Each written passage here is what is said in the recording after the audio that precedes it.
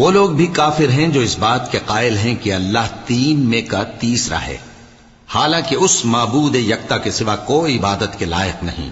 اگر یہ لوگ ایسے اقوال و عقائد سے باز نہیں آئیں گے تو ان میں جو کافر ہوئے ہیں وہ تکلیف دینے والا عذاب پائیں گے۔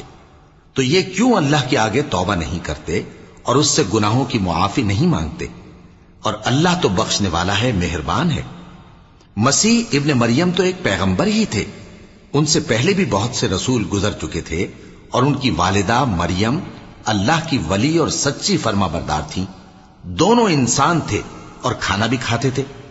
دیکھو ہم ان لوگوں کے لیے اپنی آیتیں کس طرح کھول کھول کر بیان کرتے ہیں، پھر یہ دیکھو کہ یہ کدھر الٹے جا رہے ہیں۔ کہو کہ تم اللہ کے سوا ایسی چیز کی کیوں پرستش کرتے ہو جس کو تمہارے نفع اور نقصان کا کچھ بھی اختیار نہیں، اور اللہ ہی سب کچھ